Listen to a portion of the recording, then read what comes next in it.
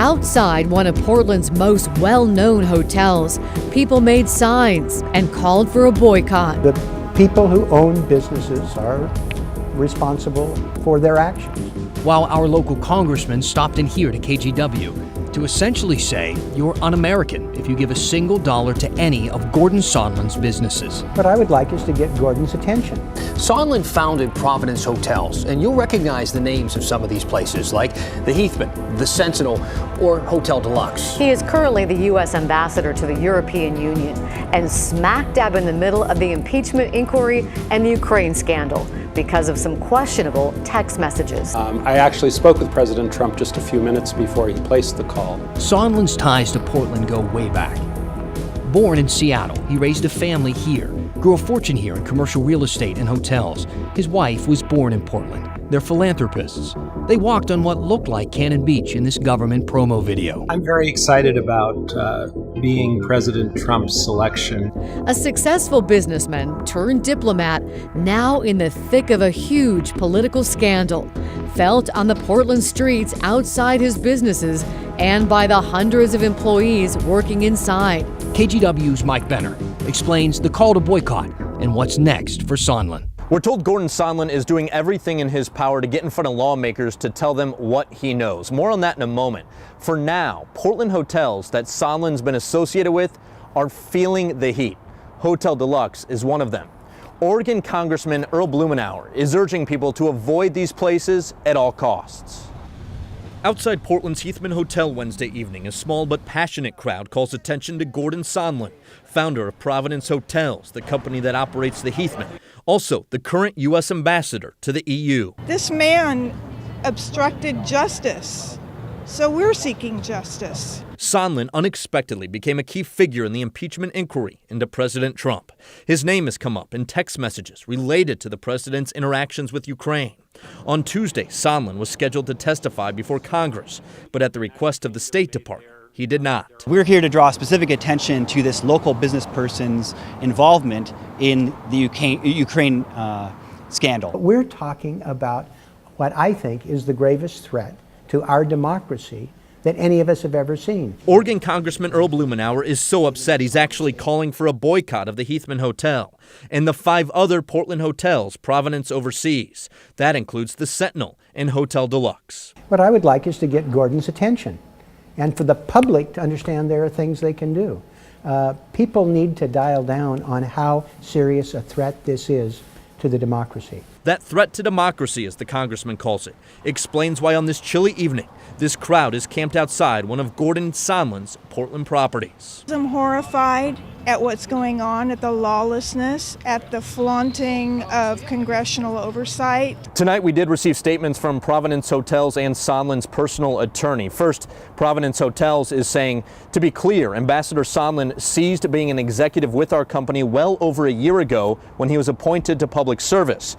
Boycotting our hotels has no impact on what is happening on the national political stage. As for Sondland's attorney, he says Ambassador Sondland has requested that the Department of State allow him to testify as soon as possible. Precisely because no one is above the law, Ambassador Sondland has turned over all relevant documents sought by Congress to the Department of State, as the Federal Records Act requires. Needless to say, this story is far from over, and you can count on KGW to stay on top of it. For now, reporting in downtown Portland, I'm Mike Benner. Now back to you. Congressman Blumenauer says his goal here is to compel Sondland to testify before Congress.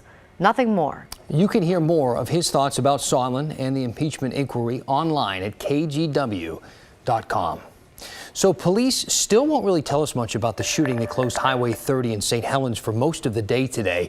We know the police shot and killed someone, but really little more. We can tell you it started with some kind of shooting incident, as they were calling it, at a Chevron gas station on North Columbia River Highway.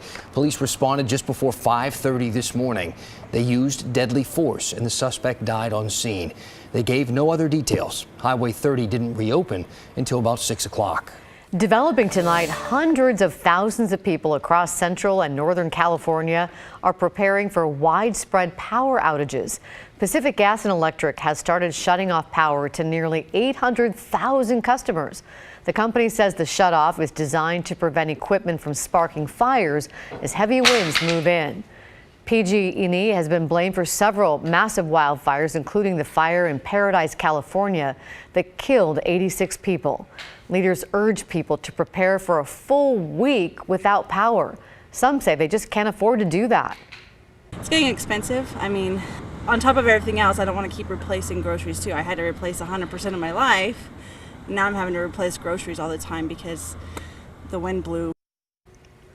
More than half of California's counties will be affected by the outages. An African-American hotel guest who made headlines after being kicked out of a Portland DoubleTree is now suing that hotel chain.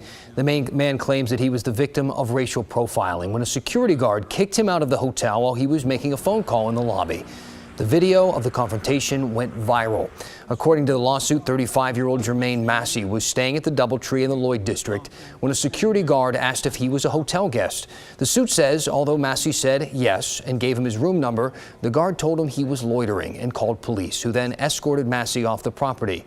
Since the encounter, Massey and his lawyer say they've been inundated with similar stories of African-American guests being singled out and questioned. We can embarrass them. We can make them realize that they can't just get away with this sort of thing because people care, people pay attention, and people want something done about it. Following the incident, the hotel apologized and announced the security guard and manager were both fired. In a statement today, Hilton said it has zero tolerance for racism. The hotel chain accelerated training for all properties and has worked with the DoubleTree Portland to ensure employees have completed their diversity training. A temporary ban on flavored vaping products will start tomorrow in Washington. The state's Board of Health voted today to enact the emergency ban. It will last for 120 days. Governor Kate Brown has asked for a similar ban in Oregon. She wants Oregon's to last 6 months. Officials will meet to vote on that later this week. October is Breast Cancer Awareness Month, and this weekend, survivors and supporters will walk together to raise money for the American Cancer Society. And among them, you'll find Portland trailblazer CJ McCollum. He has a special place in his heart for breast cancer awareness. And as KGW's Catherine Cook reports, survivors are grateful for the support. Sometimes life brings you full circle.